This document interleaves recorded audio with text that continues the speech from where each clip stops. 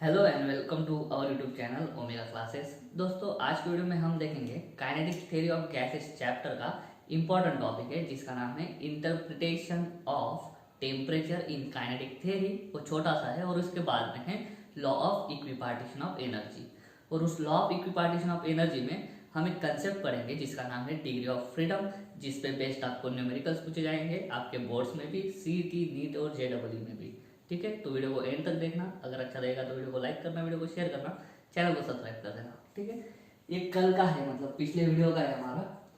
Pressure of ideal gas हमने देखा था। हमने क्या करा था, एक मॉलिक्यूल लिया था जिसका मास था स्मॉल है, जिसका मास था स्मॉल है, और उसको हमने दो वॉल से टकराया था। ठीक है, दो वॉल से टकराने के बाद उसका चेंज इन मोमेंटम निकाला था वॉल का। ठीक है, उसके बाद में टाइम निकाला था बिटवीन टू सक्सेसिव कोलिजन्स। उसके बाद में हमने फोर्स निकाला था, change in momentum upon time. Force को एरिया से डिवाइड करा, प्रेशर आ गया था। ठीक है, तो प्रेशर जैसे ही आ रहा था हमारा फॉर्मूला धीरे धीरे, ये देखो ये लास्ट में मिला था हमको formula PV is equal to 1/3 m। Capital M मतलब टोटल मास, होल मास, पूरे गैस का मास। ठीक है, V स्क्वायर और ऊपर बार है, इसको पढ़ते कैसे है, ऊपर से आना, mean of square of velocity. ठीक है, mean of square of velocity मतलब ये जो है मीन स्क्वायर वेलोसिटी है। और उस मीन स्क्वायर वेलोसिटी को जैसे ही रूट डाल देते हैं वो क्या हो जाता है फिर root mean square velocity, root mean square velocity. और रूट मीन स्क्वायर वेलोसिटी में भी हमने फॉर्मूला निकाला था प्रेशर के लिए। ठीक है, तो यहाँ पे आपको देखना है कैपिटल M मतलब total mass of the gas, P मतलब प्रेशर, V मतलब वॉल्यूम, VRMS ऐसे लिखी जाती है, और मीन स्क्वायर वेलोसिटी इस तरह से लिखी जाती है। ठीक है, तो हमने पिछली वीडियो में आरएमएस वेलोसिटी का जस्ट इंट्रोडक्शन देखा था। आज हम आरएमएस वेलोसिटी का फॉर्मूला भी देखेंगे, उसके बाद में पढ़ेंगे कि इंटरप्रिटेशन क्या होता है। ये आपको ध्यान में रखना जरूरी है, आपको अच्छे से समझ में आएगा फिर आगे। ठीक है, चलो। तो दोस्तों, पिछली वीडियो से हमको पता चल गया था कि प्रेशर इज इक्वल टू 1/3 रो मतलब डेंसिटी VRMS का स्क्वायर था। ठीक है, इसको हमने ऐसा लिखा था P इज इक्वल टू 1/3 रो मतलब मास अपॉन वॉल्यूम।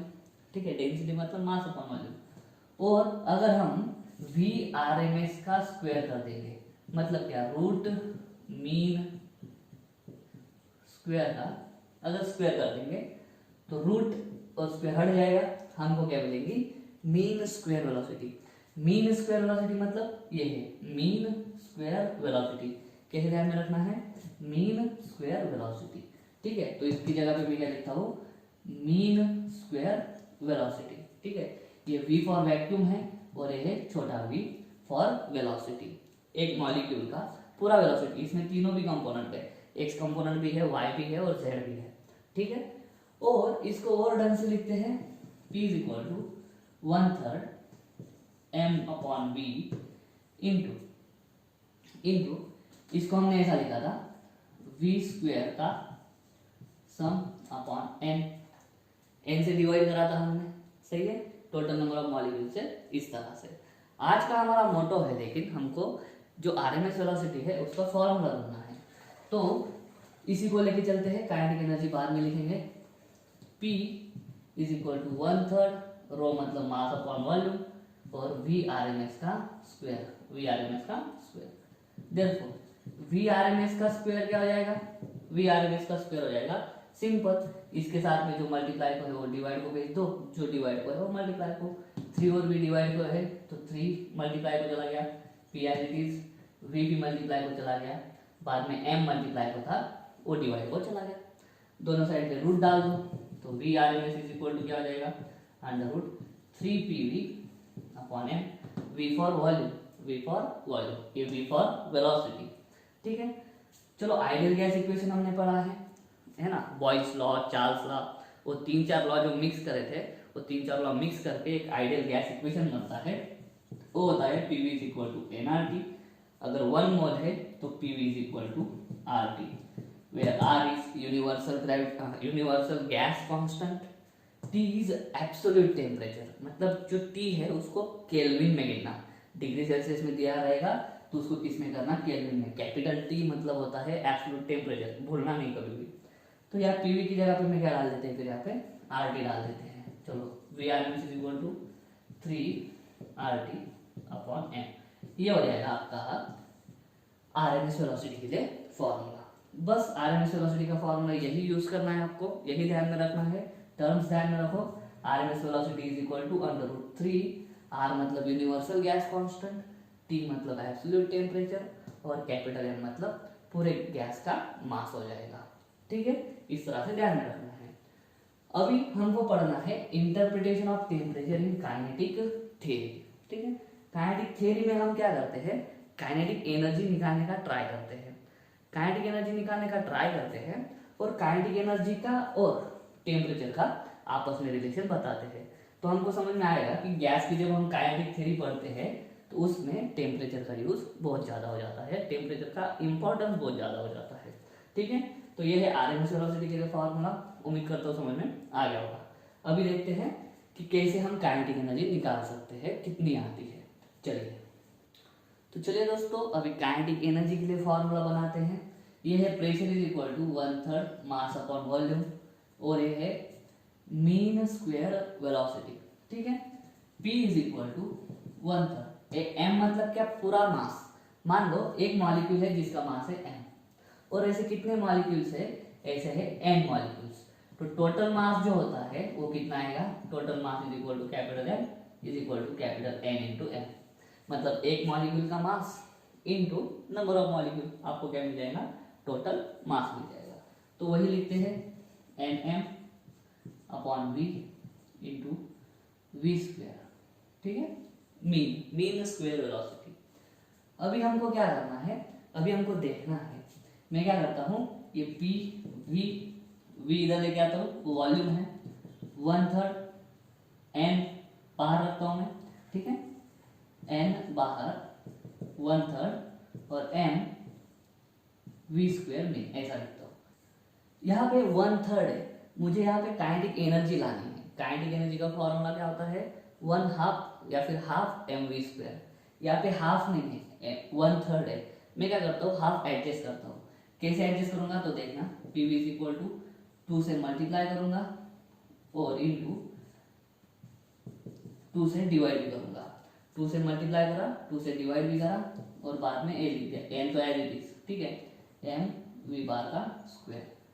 तो देखो इससे क्या होगा, सॉरी v स्क्वायर का ऊपर भाग। तो इससे क्या होगा, pv इज इक्वल टू 2/3, उसके बाद में an 2/3 और an और अभी ब्रैकेट में रहेगा हाफ m v स्क्वायर का बार। ये अभी ढंग से रहेगा। ये क्या है, हाफ m और ये है v स्क्वायर। v मतलब क्या, आपकी मीन स्क्वायर वेलोसिटी है ये पूरा टर्म। तो यहाँ पे आपको समझ में आ रहा है कि मास जो है वो हर एक मॉलिक्यूल का सेम रहेगा, गैस के, एक पर्टिकुलर गैस का, और उसकी ये क्या है, मीन वेलोसिटी का स्क्वायर, मीन वेलोसिटी का स्क्वायर है, ऐसा समझ लो। ठीक है, तो ये क्या हो जाएगी, pv is equal to 2/3 into n और ये हो जाएगी आपकी काइनेटिक एनर्जी ऑफ मॉलिक्यूल।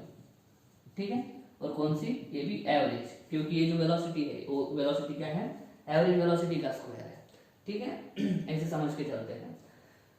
तो यहां से हमको पता चल रहा है कि pv is equal to 2/3 n और इंटू में क्या लिख सकता हूँ, e लिख सकता हूँ। तो pv is equal to 2/3 n into e। e क्या है, average kinetic energy of the molecule, average kinetic energy of the molecule. ठीक है, इसको इक्वेशन 1 बोल देते हैं। ओके, और दूसरा हमको और एक रिलेशन मालूम है, pv is equal to RT। और एक रिलेशन है, नया रिलेशन होगा आपके लिए, लेकिन ध्यान में रखना होगा। ये जो है pv directly proportional to t होता है। ठीक है, प्रेशर एंड वॉल्यूम, ठीक है, is directly proportional to t। ये बॉयज लॉ से आता है। ठीक है, क्योंकि ऐसा लिखते हैं हम, pressure is inversely proportional to volume, therefore p is equal to constant upon volume, है ना। तो pv इज इक्वल टू क्या हो जाता, कांस्टेंट। और बाकी भी है, गेल-लुसाक्स लॉ है, चार्ल्स लॉ है, वो सब का यूज करके हम एक लाते हैं, pv is equal to RT। उसी तरह से ये जो है pv directly proportional to t, pv is equal to constant into t होता है। तो यहाँ पे क्या होगा, pv वो होता है n kb into t। n मतलब नंबर ऑफ मॉलिक्यूल्स, kb एक कांस्टेंट है जिसका नाम है बोल्ट्जमान कांस्टेंट। ठीक है, तो ये भी एक रिलेशन है, ये रिलेशन आपको ध्यान में रखना होगा। ठीक है, ये भी रिलेशन है, ये सबको मालूम है। और दूसरा P इंटू बी का रिलेशन बनता है NKB into T, where N is number of molecules, KB is Boltzmann constant and T is absolute temperature. ठीक है, तो हमको जो यूज करना है वो ये नहीं यूज करना है, हम यूज करेंगे ये वाला। ठीक है, वो वाला यूज करते हैं और इक्वेट करते हैं। तो also PV is equal to NKB T, equation second. दोनों को इक्वेट कर दो, दोनों को इक्वेट करेंगे तो क्या हो जाएगा, क्योंकि LHS LHS सेम है, RHS भी सेम। ठीक है, तो N 2/3 NE is equal to NKB T, है ना। दोनों साइड का NN cut 2/3 E is equal to KB into absolute temperature. E is equal to क्या आ जाएगा 3/2 KB T हो जाएगा। E मतलब क्या, average kinetic energy of the molecule. तो average kinetic energy of the molecule क्या, 3/2 KB इंटू टी।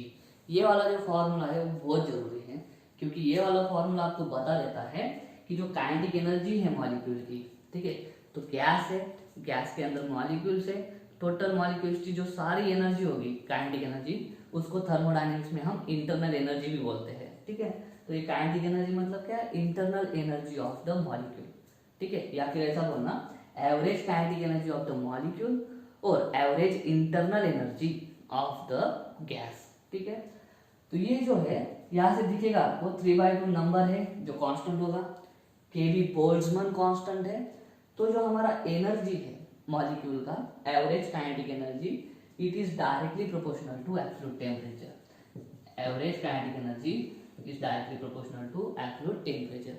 इसका मतलब क्या है, जब भी एवरेज एनर्जी का हम निकाल रहे हैं फॉर्मूला, यहाँ पे ना प्रेशर दिखता है ना वॉल्यूम दिख रहा है, सिर्फ और सिर्फ कौन दिख रहा है, टी दिख रहा है। तो यहाँ पे लिखेंगे E इज इंडिपेंडेंट, ये बहुत जरूरी है, आपके बुक में नहीं दिया है। E is independent of the pressure and volume. Pressure and volume पे बिल्कुल भी डिपेंड नहीं करता है। ठीक है, किस पे डिपेंड करता है, मॉलिक्यूल का एवरेज काइनेटिक एनर्जी, मॉलिक्यूल का एवरेज काइनेटिक एनर्जी डिपेंड करता है सिर्फ और सिर्फ एब्सोल्यूट टेम्परेचर पे, और कैसे, डायरेक्टली प्रोपोर्शनल है। अगर एब्सोल्यूट टेम्परेचर बढ़ा तो हमारी काइनेटिक एनर्जी भी बढ़ेगी, एवरेज काइनेटिक एनर्जी भी बढ़ जाएगी मॉलिक्यूल की। ठीक है, तो हमने इंटरप्रेट कैसे करा, तो हमने पहले प्रेशर का फॉर्मूला लिख लिया, डेंसिटी को मास अपॉन वॉल्यूम लिख दिया और उधर जाने दिया। पहले हमसे गलती हुआ कि इधर 1/3 mv² को काइनेटिक एनर्जी में बोलने जा रहा था, लेकिन हमको हाफ mv² वो होता है फॉर्मूला काइनेटिक एनर्जी का। तो यहाँ पे मैंने क्या करा, फिर बाद में हाफ एडजस्ट कर दिया, कैसे, 2 से मल्टीप्लाई और 2 से डिवाइड करा। तो हाफ mv² साइड में ले लिया मैंने और बाकी 2/3n साइड में। तो ये जो हाफ mv² है, हाफ नंबर है, m मतलब एक मॉलिक्यूल का मास है, और ये है मीन स्क्वायर वेलोसिटी। ठीक है, वेलोसिटी के स्क्वायर का मीन है। ठीक है, तो ये जो है इतना टर्म काइनेटिक एनर्जी जैसा है या फिर काइनेटिक एनर्जी ही है, तो 2/3n ऐसे रहने दिया, और इसको मैं बोलूंगा average kinetic energy of the molecule, एक गैस मॉलिक्यूल का एवरेज काइनेटिक एनर्जी। ठीक है, तो उससे n से मल्टीप्लाई कर देंगे तो क्या हो जाएगा, total kinetic energy of the gas हो जाएगा। Total kinetic energy of the gas 2/3 into total kinetic energy of the gas. तो PV is equal to 2/3n, PV is equal to 2/3n। इसकी जगह पे हाफ mv² की जगह पे मैंने क्या डाल दिया, E मतलब काइनेटिक एनर्जी। ये एक रिलेशन है, और दूसरा रिलेशन ये है जो आपको ध्यान में रखना है, P into V, pressure into volume, is equal to NKBT, where N is number of molecules, KB is Boltzmann constant. ठीक है, KB जो है, KB है बोल्ट्जमैन कांस्टेंट। ठीक है, ये, और T है एब्सोल्यूट टेम्परेचर। बस फिर बाद में दोनों को इक्वेट कर दो, LHS सेम है ना, तो RHS भी इक्वेट कर दो। RHS इक्वेट करने पे n कट हो जाएगा, E की वैल्यू मिल जाएगी 3/2 KB इंटू टी। इससे बहुत इंपॉर्टेंट कंसेप्ट समझ में आता है कि जो काइनेटिक एनर्जी है वो एब्सोल्यूट टेम्परेचर पे डिपेंड है, तो इंटरप्रिटेशन ऑफ टेम्परेचर मतलब टेम्परेचर का इंपॉर्टेंस आ जाएगा काइनेटिक थ्योरी में। E is independent of pressure and volume. ठीक है, इस तरह से हम बता सकते हैं। तो ये था दोस्तों हमारा छोटा सा topic, interpretation of temperature in kinetic theory. चाहो तो आप स्क्रीनशॉट ले सकते हो। ठीक है, इसको मत लिखना खाली, यहाँ से आप नीचे कर सकते हो। तो अभी हम देखते हैं नेक्स्ट इंपॉर्टेंट टॉपिक जो है law of equipartition of energy. चलिए, तो दोस्तों नेक्स्ट टॉपिक है हमारा law of equipartition of energy. ठीक है, इसको पहले हम समझ लेते हैं कि क्या है, बाद में उसको एक्सप्लेन भी करेंगे और डिग्री ऑफ फ्रीडम भी देखेंगे। देखो अभी अभी हमने पढ़ा कि जो एनर्जी है एक मॉलिक्यूल की, गैस के एक मॉलिक्यूल की जो एवरेज काइनेटिक एनर्जी है, वो एवरेज काइनेटिक एनर्जी अभी पढ़ा हमने E = 3/2 kBT। ठीक है, और उस जो मॉलिक्यूल है उसकी कैसे लिखते हैं हम एनर्जी, 12mv²। ठीक है, अभी ये जो v है इसका ये वेक्टर क्वांटिटी है, इसमें तीन कंपोनेंट्स है, एक है along the X axis, along Y axis, along Z axis. तो कल भी लिखा था हमने v बार = vx है क्या प्लस vy जे क्या प्लस vz के क्या, है ना।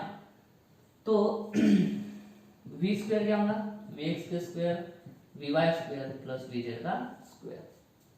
ठीक है, तो ये जो काइनेटिक एनर्जी है E = हम ऐसा भी लिख सकते हैं 12m पहले vx² plus 12m vy² plus 12m vz²। v² की जगह पे पहले vx² डाल दो, है ना, ब्रैकेट हो जाएगा, फिर इधर पूरे ब्रैकेट को 12m से मल्टीप्लाई हो जाएगा, ये आ जाएगी हमारी टोटल काइनेटिक एनर्जी। और हमने कल ये भी पढ़ा था कि मॉलिक्यूल जो है गैस का, काइनेटिक थ्योरी ऑफ गैसेस बोलता है कि उसकी जो प्रोबेबिलिटी है वो सारे डायरेक्शंस में जाने की इक्वल होती है, क्योंकि उसका मोशन रैंडम होता है। मतलब जितनी उसकी पॉसिबिलिटी है एक्स डायरेक्शन की तरफ जाने की, उतनी ही पॉसिबिलिटी है वाई की तरफ, उतनी पॉसिबिलिटी है जेड की तरफ। इसका मतलब क्या है, Vx, Vy और Vz तीनों इक्वल होते हैं। देयरफॉर E = क्या हो जाएगा, 12m vx², यहाँ पे भी vx² डाल दूं मैं vy की जगह पे, या vz की जगह पे भी vx डाल दो, तो कितना टाइम्स हो जाएगा, 3 टाइम्स हो जाएगा। सही है, तो E = 3/2 m vx²। हमने अभी देखा है एवरेज काइनेटिक एनर्जी 3/2 kBT, ये रहा, है ना। तो मैं ऐसा लिख सकता हूँ 3/2 m vx² = 3/2 kB/T। करेक्ट है, तो देयरफॉर 12m vx² लिखता हूं मैं, दोनों साइड का 3 कट कर देता हूँ, सिर्फ दोनों साइड का 3 कट करता हूँ मैं। ठीक है, = 12 kB/T। इससे क्या पता चलता है कि ये जो पहला कंपोनेंट है वो मुझे कितना मिल रहा है, 12 kBT। उसी तरह से ये दूसरा कंपोनेंट भी मुझे कितना मिलेगा, 12 kBT। उसी तरह से तीसरा कंपोनेंट कितना मिलेगा, 12 kBT। इसका मतलब क्या है, जो टोटल काइनेटिक एनर्जी है, जो टोटल काइनेटिक एनर्जी है, एवरेज एनर्जी जो है, वो काइनेटिक एनर्जी एक मॉलिक्यूल की ही जो है वो सारे डायरेक्शन में, तीनों डायरेक्शन में इक्वली बांट दी गई है। ठीक है, एक मॉलिक्यूल जो है वो कितना सॉरी वो कितनी डायरेक्शन में उसका मोशन कर सकता है। ठीक है, वो एक्स एक्सिस पे भी जा सकता है, वाई एक्सिस पे भी जा सकता है, जेड पे भी जा सकता है। तीनों डायरेक्शंस में उसकी जो एनर्जी है, जो काइनेटिक एनर्जी है, वो इक्वली डिस्ट्रीब्यूटेड है, उस काइनेटिक एनर्जी के पार्ट्स इक्वल करे गए हैं। तो ये जो लॉ है, उस लॉ को हम बोलते हैं इक्विपार्टीशन एनर्जी। अभी आपको उसका स्टेटमेंट बिल्कुल लिखने का नहीं है, जब स्टेटमेंट लिखना रहेगा मैं आपको स्टेटमेंट लिख दूंगा। ये जस्ट थोड़ा सा प्रायर इंट्रोडक्शन है। ठीक है, क्या है, एक मॉलिक्यूल है, उसका एवरेज काइनेटिक एनर्जी इतना होता है। ठीक है, E = लेकिन हमने पढ़ा है 12mv², नॉर्मल काइनेटिक एनर्जी का फॉर्मूला। V के 3 कंपोनेंट्स है, अलोंग x, y और z एक्सिस। उसको इस तरह से लिखते हैं वेक्टर को, तो v² को हम लिखेंगे ऐसा। तो यहाँ पे v² की जगह पे ब्रैकेट में ये डाल देंगे, तो ब्रैकेट में ये जैसे ही डालेंगे 12m मल्टीप्लाई की वजह से इतने 3 टर्म्स बन जाएंगे। हमको मालूम है for gas molecule Vx = Vy = Vz, तो तीनों क्या हो जाएंगे, इक्वल हो जाएंगे। x की टर्म में मैंने खाली लिखा उसको।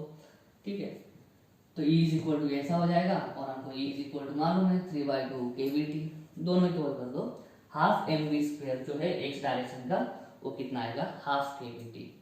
तो उतना ही ये भी आएगा, उतना ही ये भी आएगा। तो इस तरह से हम बोल सकते हैं कि अगर किसी गैस मॉलिक्यूल की टोटल एनर्जी है इतनी काइनेटिक एनर्जी, तो उसके जितने भी पार्ट्स करे हैं हमने,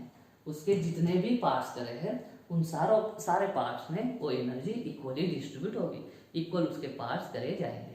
ये है हमारा सारा law of equipartition of energy. तो अभी हम इसमें पढ़ते हैं डिग्री ऑफ फ्रीडम, जो कि बहुत ही ज़्यादा इंपॉर्टेंट टॉपिक है। चलो तो चलिए दोस्तों, डिग्री ऑफ फ्रीडम देखते हैं क्या होता है। सिंपल टॉपिक है, पहले डेफिनेशन देखते हैं। Degree of freedom of system, कौन सी सिस्टम है? डायनेमिकल सिस्टम है। आपकी बुक में ये वर्ड नहीं है, लेकिन ये वर्ड बहुत इंपॉर्टेंट है। Dynamical system is defined as the number of coordinates,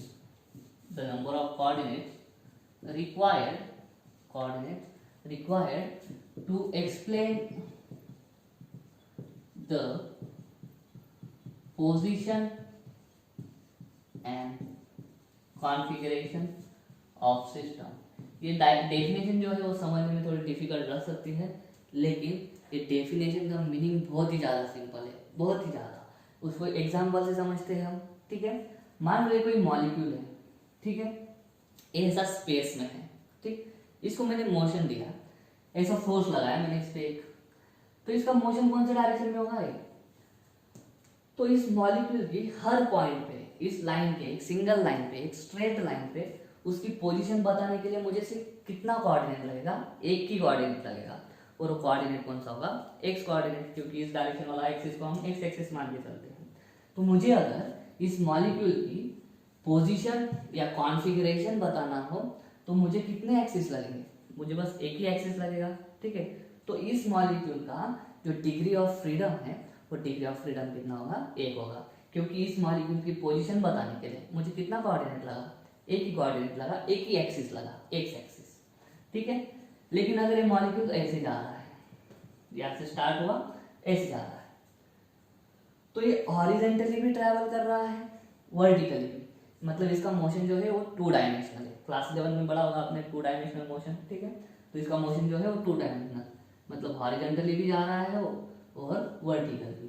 तो अभी इसको ये वाली पोजीशन पे है, मान लो इस वाली, तो आपको 2 कोऑर्डिनेट लगेंगे, एक एक्स कोऑर्डिनेट लगेगा, एक वाई कोऑर्डिनेट लगेगा। तो इस पर्टिकुलर मॉलिक्यूल का पोजीशन बताने के लिए आपको 2 कोऑर्डिनेट्स लगे, एक लगा एक्स कोऑर्डिनेट, दूसरा लगा वाई, तो 2 कोऑर्डिनेट्स लगे। तो इसकी डिग्री ऑफ फ्रीडम कितनी है? 2 है। इसकी डिग्री ऑफ फ्रीडम कितना है? 2 है। मान लो ये ऐसा आगे पीछे भी था, अभी यहाँ पे 3 डायमेंशनल नहीं लिख पाएंगे, लेकिन मान लो ये स्पेस में है। फॉर एग्जाम्पल, मान लो मेरे हाथ में जो पेन है, मार्कर है, उसका पोजिशन बताना है, ठीक है। तो ये जो इधर वॉल है मेरे, इधर आने वाला एक्सिस को हम एक्स मान लेते हैं, ऊपर जाने वाले एक्सिस को वाई मान लेते हैं, और आगे और पीछे वाले को जेड मान लेते हैं। तो उस कॉर्नर से मैं जब इधर आऊंगा, ठीक है, तो पहले एक्स एक्सिस, बाद में ऊपर आऊंगा तो कौन सा एक्सिस? वाई एक्सिस, बाद में इधर आऊंगा तो कौन सा एक्सिस? जेड। तो इस मार्कर का पोजीशन बताने के लिए मुझे 3 एक्सिस यूज करने पड़े, 3 एक्सिस यूज करने पड़े, मतलब 3 कोऑर्डिनेट्स, एक्स वाई और जेड कोऑर्डिनेट यूज करना पड़ा। तो इस मॉलिक्यूल का डिग्री ऑफ फ्रीडम कितना है? 3 है, ठीक है। तो बहुत ही सिंपल कंसेप्ट है। किसी भी सिस्टम को, मैंने मॉलिक्यूल बोला एक ही, लेकिन सिस्टम बनती है 2 या 2 मॉलिक्यूल से ज्यादा होते हैं, ठीक है। अगर उस सिस्टम का हमको पोजीशन बताना है या कॉन्फ़िगरेशन बताना है, तो उसके लिए कितने कोऑर्डिनेट्स लगेंगे? उसके लिए कितने कोऑर्डिनेट्स लगेंगे? उन कोऑर्डिनेट्स की संख्या, मतलब क्या? Degree of freedom. बहुत सिंपल। अगर ये नहीं है तो दूसरा डेफिनेशन भी, the number of possible ways in which a molecule or system can possess energy। ये भी सिंपल है कि नंबर ऑफ पॉसिबल वेज, ऐसे कितने पॉसिबल वेज है, कितने रास्तों से, कितने तरीके से कोई मॉलिक्यूल या मॉलिक्यूल का सिस्टम, कोई मॉलिक्यूल या मॉलिक्यूल का सिस्टम क्या पजेस कर सकता है? एनर्जी पजेस कर सकता है, एनर्जी एक्वायर कर सकता है। वापस वही सिंगल मॉलिक्यूल है, बस वो एक ही डायरेक्शन में जा रहा है, तो उसकी जो वेलोसिटी है वो एक ही डायरेक्शन में है, ट्रांसलेशनल मोशन, एक ही डायरेक्शन वाली वेलोसिटी है, तो एक ही। और क्या ट्राई कर सकता है? ये इधर भी जा सकता है, वाई डायरेक्शन वाली ले सकता है, उसके पास वेलोसिटी 2 है, एक इधर ट्रांसलेशनल वेलोसिटी, एक इधर, तो 2 तरीके से वो एनर्जी ले सकता है। इधर भी आगे पीछे हो सकता है, तो 3 तरह से एनर्जी ले सकता है, 3 डायरेक्शन में ट्रांसलेशन मोशन करके, ठीक है। तो इस मोनो एटॉमिक गैस के पास कितनी हो गई डिग्री ऑफ फ्रीडम? 3 हो गई, तीन तरीके से, एक तो इधर जाके एनर्जी बटोरेगा, इधर जाके बटोरेगा, या फिर इधर जाके बटोरेगा। ठीक है, तो कितनी पॉसिबल वेज है कि उतने पॉसिबल वेज से वो एनर्जी अपने अंदर अक्वायर कर सकता है। काइनेटिक की बात ये भी नहीं चाहिए तो नेक्स्ट वाला लो, the number of motions a molecule can perform to possess energy, number of motions. एक गैस मॉलिक्यूल है, वही फिर से सेम, ठीक है, वो कितनी तरह से मोशन कर सकता है, अगर उसको एनर्जी चाहिए वो तो कितनी तरीके से मोशन परफॉर्म कर सकता है। तो translational motion along x axis perform कर सकता है, एक तरीका हो गया मोशन का। इस तरह से मोशन कर सकता है translational motion along Z axis, ये हो गया जेड एक्सिस। ठीक है, इसको एक्स बोलते हैं, इसको वाई, इसको Z. Translational along x, translational या रेक्टिलिनियर मोशन अलोंग वाई, और वही मोशन अलोंग जेड। तो इन तीन तरीके से वो मोशन परफॉर्म कर सकता है, क्यों? एनर्जी लेने के लिए। तो इसकी डिग्री ऑफ फ्रीडम कितनी हो गई? 3 हो गई। ठीक है, तो ये सिंपल डेफिनेशन है, आपको जो डेफिनेशन लिखनी है आप लिख सकते हो, पूरे के पूरे मार्क्स मिल जाएंगे। ठीक है, इसको नोट कर लो। फिर हम देखते हैं मोनो एटॉमिक गैस के लिए कितना होता है डिग्री ऑफ फ्रीडम, डायटोमिक के लिए कितना होता है, ट्राइएटॉमिक के लिए कितना होता है, और एक रिलेशन निकाल लेंगे हम डिग्री ऑफ फ्रीडम के लिए। चलिए, तो चलिए सबसे पहले देखते हैं मोनो एटॉमिक गैस के लिए। ठीक है, मोनो एटॉमिक गैस का डिग्री ऑफ फ्रीडम कितना होगा? फिर से वही दोबारा दोहराएंगे हम। मान लो हीलियम गैस हो गया, उसके बाद में आर्गॉन हो गया, ये जो है इनको बोलते हैं मोनो एटॉमिक गैस। मतलब ऐसा मॉलिक्यूल जो एक ही एटम से बना है, ऐसा मॉलिक्यूल जो एक ही एटम से बना है। हीलियम का एटम लिखना हो तो आप मॉलिक्यूल भी लिखना हो तो H ही लिखते हो, आर्गॉन का भी मॉलिक्यूल लिखना हो तो आप Ar भी लिख सकते हो, एक ही एटम है उस मॉलिक्यूल में। तो मान लो ये है आर्गॉन का मॉलिक्यूल मोनो एटॉमिक। तो डिग्री ऑफ फ्रीडम क्या बोलता है कि ये कितने पॉसिबल तरीके से एनर्जी पजेस कर सकता है। तो ये बेचारा अकेला है, वो क्या कर सकता है? वो ऐसा जा सकता है एक्स एक्सिस पे, या फिर वाई एक्सिस पे जा सकता है, या फिर जेड एक्सिस पे जा सकता है। ये तीन ही टाइप के मोशन वो कर सकता है, तीनों ट्रांसलेशनल है लेकिन तीन अलग अलग डायरेक्शंस में वो कर सकता है। तो ये 3 पॉसिबल वेज है कि जिनसे वो क्या कर सकता है, खुद के अंदर एनर्जी ला सकता है। तो ठीक है, कौन सी एनर्जी, कौन सा मोशन? ट्रांसलेशनल मोशन परफॉर्म कर सकता है वो along x axis, along y axis, along z axis। तो 3 ट्रांसलेशनल मोशंस परफॉर्म कर सकता है 3 अलग अलग डायरेक्शन में। तो इसके पास मोनो एटॉमिक गैस के पास डिग्री ऑफ फ्रीडम कितना होगा? डिग्री ऑफ फ्रीडम होगा 3। ठीक है, तो इसके पास डिग्री ऑफ फ्रीडम कितना हो गया? 3 हो गया मोनो एटॉमिक गैस के पास। ठीक है, क्या है? इधर है, ऊपर जा सकता है, इधर जा सकता है, इधर जा सकता है, इधर से एनर्जी बटोर सकता है हाफ mv², इधर से एनर्जी बटा सकता है हाफ mv², यहाँ से बटा सकता है हाफ mv²। और कोई तरीका है नहीं, तो मोनो एटॉमिक गैस के पास डिग्री ऑफ फ्रीडम कितना होता है? 3 होता है। ठीक है, सेकंड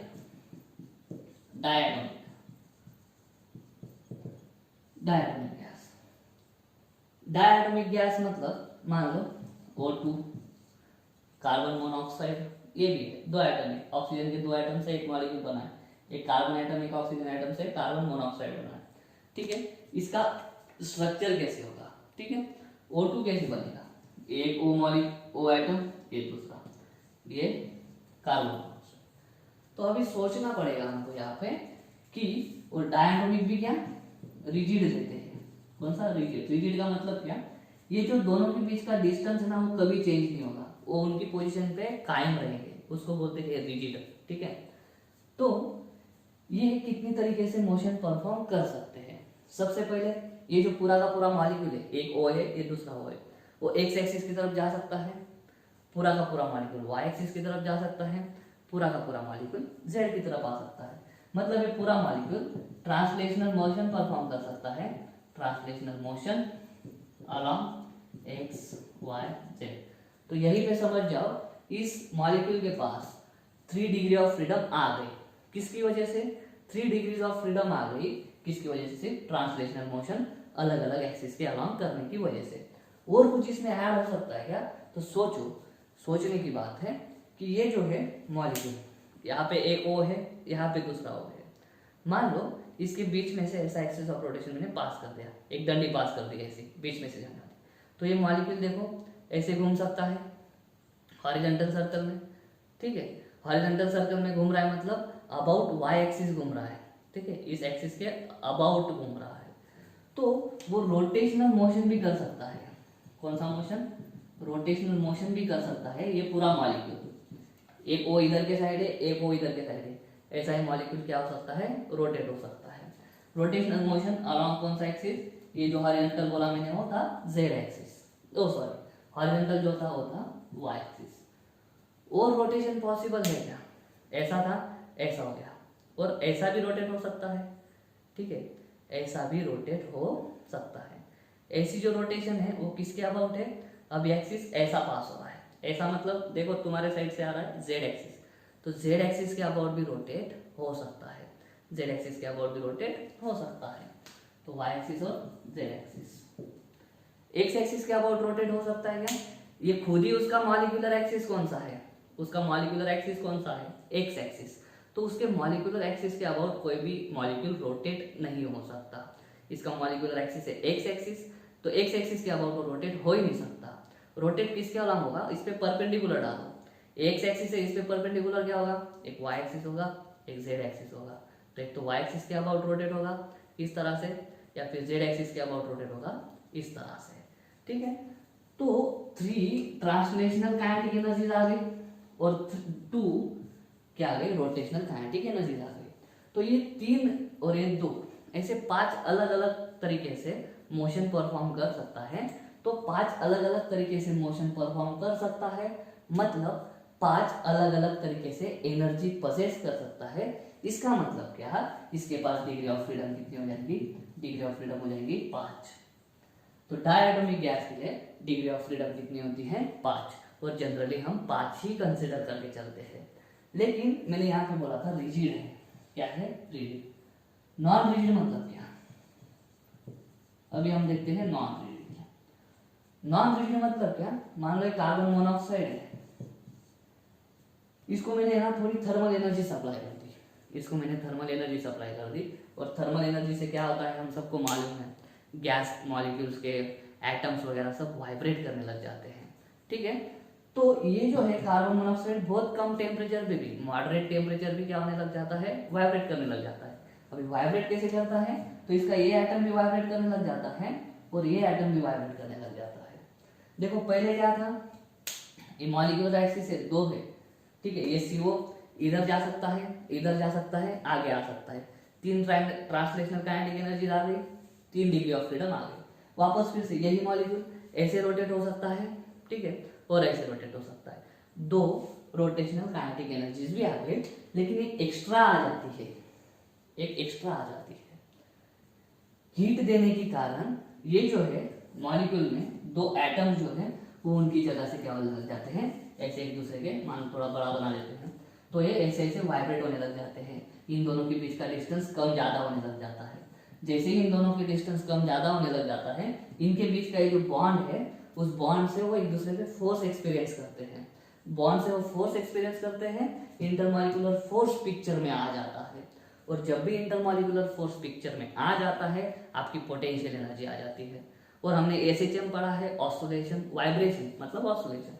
ऑस्सिलेशन में 2 तरह की एनर्जीज होती है, एक होती है काइनेटिक एनर्जी और दूसरी होती है पोटेंशियल एनर्जी। तो इस वाइब्रेशन की वजह से एक काइनेटिक एनर्जी आ जाती है और दूसरी पोटेंशियल एनर्जी भी आ जाती है।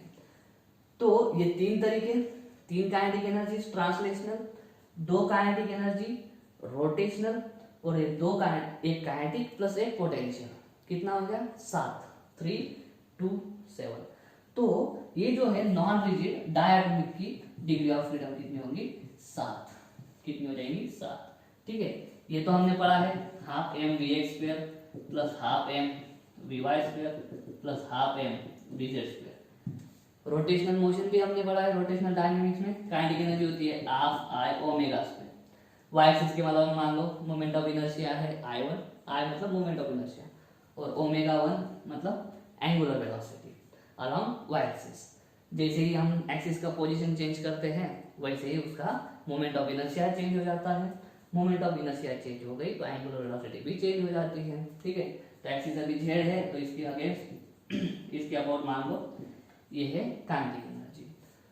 और वाइब्रेशन मतलब एसएचएम में हमने पढ़ा है क्या होगा, एक हाफ एम वाई स्क्वायर, ठीक है, या फिर वेलोसिटी कितनी है एक पर्टिकुलर पॉइंट पे यू है, तो हाफ एम यू स्क्वायर इतनी वेलोसिटी उस मॉलिक्यूल की या फिर एटम की, और पोटेंशियल एनर्जी होती है, याद करना जब एसएचएम पढ़ रहे थे तो हाफ के एक्स स्क्वायर होती थी, हाफ के एक्स स्क्वायर, वही यहाँ पे मैं लिखूंगा हाफ के एक्स स्क्वायर, ठीक है। के क्या है आपका यहाँ पे फोर्स कांस्टेंट, इस के को बोल्ट्जमैन कांस्टेंट मत बोल देना, ये के क्या है आपका फोर्स कांस्टेंट है, ठीक है। और एक्स क्या है, एक्स उसका डिस्टेंस होगा, इंटरमॉलिक्यूलर जो डिस्टेंस है दोनों के बीच का वो डिस्टेंस क्या होगा, एक्स होगा। तो जब भी आपका डायटोमिक होगा मॉलिक्यूल, रिजिड जब होगा मतलब वाइब्रेशनल मोशन अब्सेंट होगा, वाइब्रेशनल मोशन अब्सेंट होगा, लेकिन ये दो टाइप के मोशन प्रेजेंट होंगे, एक तो 3 ट्रांसलेशनल, एक तो रोटेशनल, टोटल 5 तरीके से एनर्जी, डिग्री ऑफ फ्रीडम 5। लेकिन जब वो नॉन रिजिड हो जाएगा तो क्या, जब वो नॉन रिजिड हो जाएगा तब उसमें वाइब्रेशन भी ऐड हो जाएगा, ठीक है। तो वाइब्रेशन ऐड होने की वजह से और 2 डिग्री ऑफ फ्रीडम ऐड हो जाती है, डिग्री ऑफ फ्रीडम हो जाती है 7, ठीक है। उम्मीद करता हूँ मोनोएटॉमिक और डायटोमिक का डिग्री ऑफ फ्रीडम समझ में आ गया होगा। तो दोस्तों किसी भी गैस में सिर्फ एक ही आइटम या 2 ही आइटम होंगे क्या, मतलब हमारा जो गैस का मॉलिक्यूल है वो सिर्फ मोनोएटॉमिक या डायटोमिक ही हो सकता है क्या, तो बिल्कुल नहीं, ठीक है। ट्राइएटॉमिक भी हो सकता है, 3 से ज़्यादा भी हो सकते हैं, ठीक है। तो हर एक के लिए हम अलग अलग तरीके से डिग्री ऑफ फ्रीडम निकालते बैठेंगे तो बिल्कुल नहीं, हम एक फॉर्मूला यूज करेंगे जो आपके बुक में नहीं है, ठीक है। जो डिग्री ऑफ फ्रीडम है उसका फॉर्मूला है 3n - r, आपको एग्जाम के लिए लगेगा, जेडबल नीट वगैरह जो एग्जाम्स है उसके लिए लगेंगे, where n is number of atoms और r is number of relations, ठीक है। उसको निकालते कैसे, मोनो से स्टार्ट करते हैं। मोनो जो है mono atomic, number of molecules कितना, सॉरी नंबर ऑफ एटम्स कितना 1, ये है हमारा सिंगल मॉलिक्यूल एटम। इसका रिलेशन किसके साथ है, कुछ भी नहीं, क्योंकि काइनेटिक थ्योरी हमने पढ़ा है, ठीक है, एजम्पशन पढ़ा है, एक मॉलिक्यूल और दूसरे मॉलिक्यूल का कुछ भी लेना देना नहीं है, एक मॉलिक्यूल दूसरे मॉलिक्यूल पे कोई भी फोर्स नहीं लगाता है अनलेस देयर इज कोलिजन, ये जो है। और हम ये भी पढ़ते हैं कि कुछ नहीं, कोलिजन होगा ही नहीं, दो जो गैस मॉलिक्यूल है उसके बीच में कोलिजन नहीं होगा, तो इसका जो है वो रिलेशन किसी के साथ नहीं है। तो इसका जो रिलेशन है ओमेगा बोल दो 0, इसमें डाल दो 3 × 1 - 0, डिग्री ऑफ फ्रीडम 3। तो मोनोएटॉमिक के लिए डिग्री ऑफ फ्रीडम कितना है 3। अभी डाई के लिए लेते हैं, डाई के लिए क्या आ जाएगा n = 2, ये है डायटोमिक। अभी यहाँ पे रिलेशन इसका किसके साथ में है, इसके साथ में है, इसका रिलेशन किसके साथ में है, इसका, क्योंकि एक बॉन्ड से बंधे हैं वो, ठीक है। जो मॉलिक्यूल है वो उसके अंदर के एटम एक दूसरे से बॉन्ड से बंधे हैं, तो इन दोनों के अंदर के बॉन्ड कितने हैं, एक, तो बॉन्ड मतलब रिलेशन, बॉन्ड मतलब ही रिलेशन, तो यहाँ पे क्या हो जाएगा आपका r = 1 हो गया, डाल दो r = 1, n = 2, क्या हो जाएगा आपका डिग्री ऑफ फ्रीडम 5। देखो डिग्री ऑफ फ्रीडम है 5, है ना। अभी ट्राई के लिए n = 3। अभी ट्राइएटॉमिक 2 तरीके से हो सकता है, एक ऐसा मान लो एक CO2 है, ऐसा है, इसको बोलते हैं लीनियर, इसको बोलते हैं लीनियर, इसमें कितना है n = 3, तो n = 3 डाल देते हैं। रिलेशन कितने हैं, बॉन्ड कितने हैं 1 और 2, तो बॉन्ड कितने हैं 2, तो r की जगह पे 2, कितना आ गया 3 × 9 - 2 7। तो डिग्री ऑफ फ्रीडम कितना हो गया लीनियर के लिए, ट्राइएटॉमिक और लीनियर के लिए डिग्री ऑफ फ्रीडम हो गया 7। नॉन लीनियर कैसे हो सकता है, एक, ये दूसरा, ये तीसरा, ऐसा हो सकता है। ये लीनियर स्ट्रक्चर नहीं, ये नॉन लीनियर है। तो नॉन लीनियर में बॉन्ड कितने हो गए 3 हो गए, तो बॉन्ड की जगह चेंज कर दो 3, तो 7 का क्या हो जाएगा 6 हो जाएगा। तो इसके लिए डिग्री ऑफ फ्रीडम क्या आएगा, डिग्री ऑफ फ्रीडम आपका आएगा 6, ठीक है। तो बस ये वाला फॉर्मूला आपको ध्यान में रखना है, ये फॉर्मूला ध्यान में रहेगा, आप कितना भी एटॉमिक वाला गैस हो, ठीक है, आप उसके लिए डिग्री ऑफ फ्रीडम निकाल सकते हो, ठीक है। ये फॉर्मूला ध्यान में रखो, फिर हम देखते हैं कि इक्विपार्टीशन ऑफ एनर्जी जो है वो हम कैसे एक्सप्लेन कर सकते हैं। चाहो तो इसका स्क्रीनशॉट ले सकते हो। चलिए तो दोस्तों अभी हमने देखा था कि जो मोनो एटॉमिक है उसमें एक मॉलिक्यूल का जो एवरेज होता है, एक मॉलिक्यूल का जो एवरेज काइनेटिक एनर्जी होता है वो कितना है 3/2 kBT है ना। और जो सिंगल मॉलिक्यूल है, एक मॉलिक्यूल, वो उसके पास कितनी डिग्री ऑफ फ्रीडम होती है 3 होती है। तो डिग्री ऑफ फ्रीडम है उसकी 3, ठीक है, क्योंकि 3 ट्रांसलेशनल मोशन वो परफॉर्म कर सकता है अलॉन्ग एक्स वाई और जेड, ठीक है। तो ये जो 3/2 kBT है, ये 3 हमने ऐसा लिखा था mvx² है ना। तो ये जो है इसको मैं बोलूँ 3 इंटू, ये इसको बोल दूँ मैं x, ex बोल दूँ, ठीक है। तो 3ex is equal to 3/2 kBT। तो ex इज इक्वल टू क्या हो जाएगा 1/2 kBT, ठीक है। और इस 3/2 kBT को मैं जब टोटल लिख रहा था तो ऐसे लिख सकता हूँ half mvx² plus half mvy² plus half mvz²। इधर वाला पार्ट देखो, इसमें क्वाड्रेटिक टर्म्स कितनी है, क्वाड्रेटिक टर्म मतलब स्क्वायर वाली टर्म्स, ठीक है। एक स्क्वायर वाली टर्म है, ये दूसरी है, ये तीसरी है, ठीक है। मतलब क्वाड्रेटिक टर्म मतलब एक ऐसी टर्म ढूंढो जिसकी मैक्सिमम पावर 2 है, मैक्सिमम पावर 2 है। तो ये क्वाड्रेटिक टर्म है, ये है दूसरी है। तो उसको रिलेट करो 3/2 kBT। तो हाफ vx², हाफ mvx² को ex लिखा, ex कितना है हाफ kBT। तो ये half kBT plus half kBT plus half kBT है ना। तो एक एक क्वाड्रेटिक टर्म के पास कितनी कितनी एनर्जी है हाफ kBT, दूसरे क्वाड्रेटिक टर्म के पास हाफ, तीसरे क्वाड्रेटिक टर्म के पास हाफ, है ना।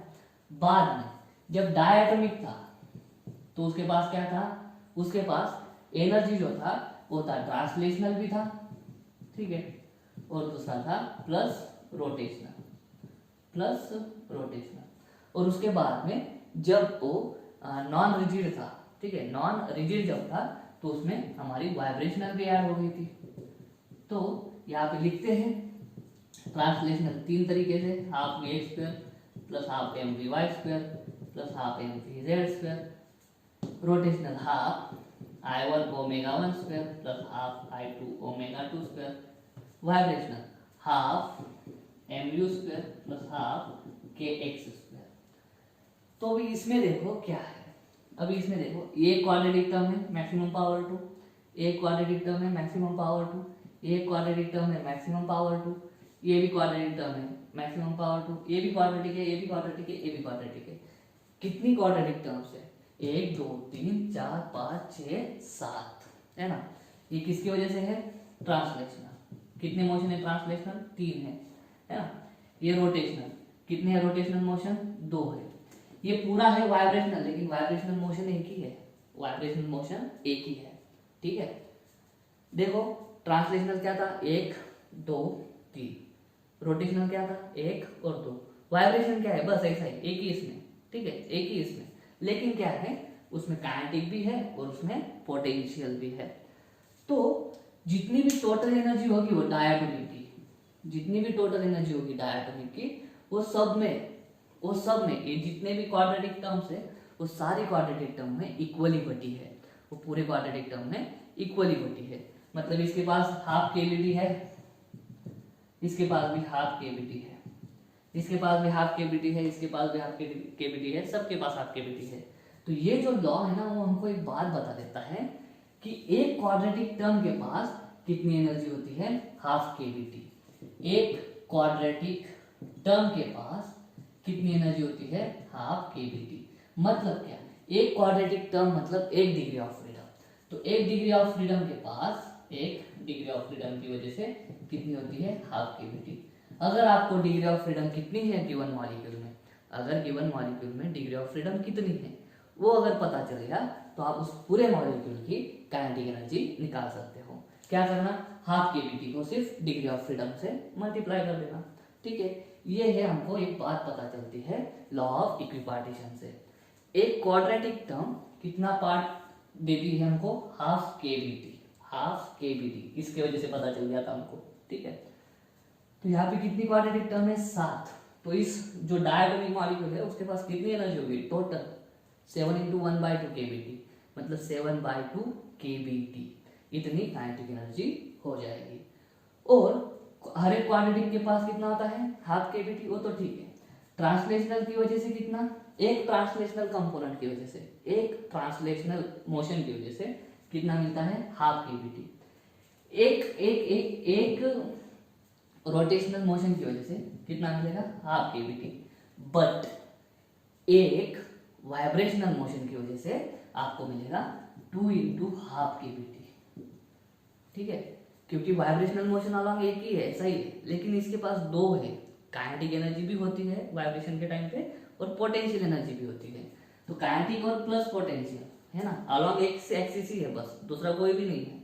ठीक है, लेकिन काइनेटिक में एक स्क्वायर टर्म आ जाती है और पोटेंशियल में, तो दो क्वाड्रेटिक टर्म आ गई, तो 2 इंटू 1/2 kBT। एक क्वाड्रेटिक टर्म होती है हाफ kBT, उतनी दो है तो 2 से मल्टीप्लाई कर दिया। तो ये समझ के चलना है कि every translational component adds half kBT, every rotational component adds half kBT, but every vibrational motion या फिर every vibrational frequency बोल सकते हो, every vibrational frequency adds 2 into half kBT, because when there is vibration there are two energies, one is kinetic energy, other is potential energy। ठीक है, तो वो जितनी भी एनर्जी है मॉलिक्यूल के पास, that energy is equally distributed among all these quadratic terms, one quadratic term is equal to 1 degree of freedom and 1 degree of freedom has half kBT, इतना energy. ठीक है, तो पूरी एनर्जी सारे क्वाड्रेटिक टर्म्स में equally बटेगी। यही है हमारा law of equipartition of energy. उम्मीद करता हूँ समझ में आ गया होगा। अगर ऐसा है तो वीडियो को लाइक करो, वीडियो को शेयर करो, चैनल को सब्सक्राइब कर देना। मिलता हूँ नेक्स्ट वीडियो में, तब तक के लिए जय हिंद।